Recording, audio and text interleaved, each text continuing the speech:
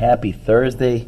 I had bacon for breakfast this morning just in celebration of the great pig feast that Mufasa is going to have. Mufasa's mouth fairly watered in anticipation, but even as he settled back to await the feast, his hands were busy. The sun gleamed brightly on the curving tusks that already he was making into a necklace. They formed almost a complete circle, so the tusks would be round like this, and he's going to make them into a circle on the necklace. A complete circle, and were as white as bleached coral. Aye, how men's tongues would chatter, that means they're going to talk, when they saw this fine necklace. Even grandfathers had not been finer. A strange picture on that lonely beach under the palms, a pig roasting on a fire, a boy lean and brown and whip-strong, making a boar's tooth necklace, a prancing yellow dog, a calm, wide-winged albatross pecking at a coconut.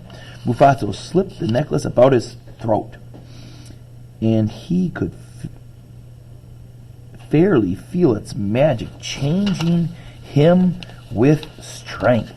He pulled the oven stones away from the Amu, and there lay the pig, gold and glowing, done to a turn.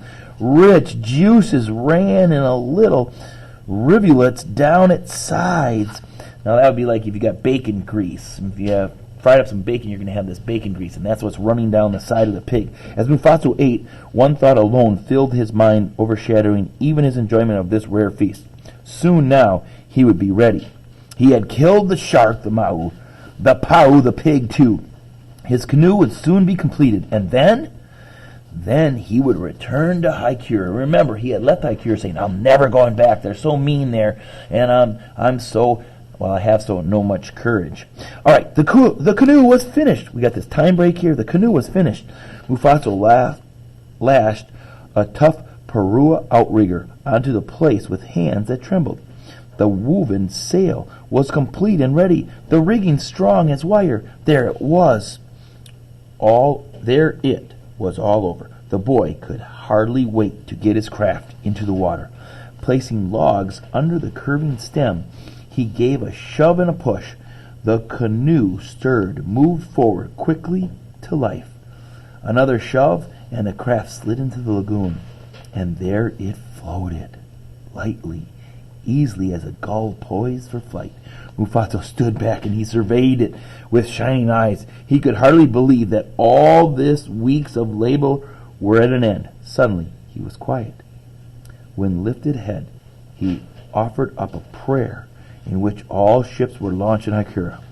Tarara, mighty one, my thanks to you in this task complete. Guide it to your bag, to safe harbor. Tararo e. The boy leaped to the stern, picked up the paddle, and ran up the sail. Yuri sprang into the bow. Now the bow is the front of the boat, the stern is the back of the boat.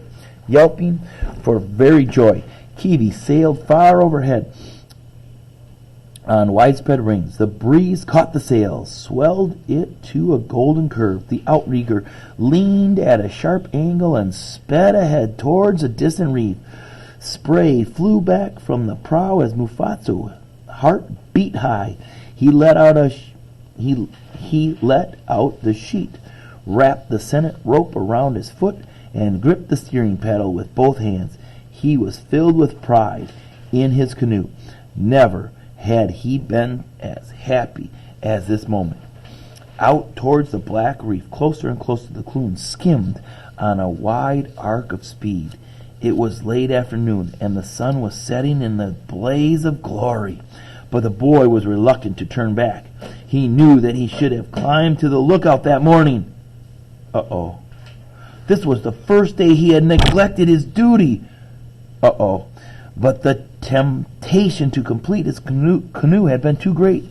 Tomorrow at daybreak, he would climb to the plateau for the last time. Uh-oh.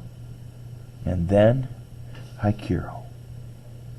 As the little craft skimmed out towards the barrier reef, the thunder of the surf increased in volume to an overwhelming sound.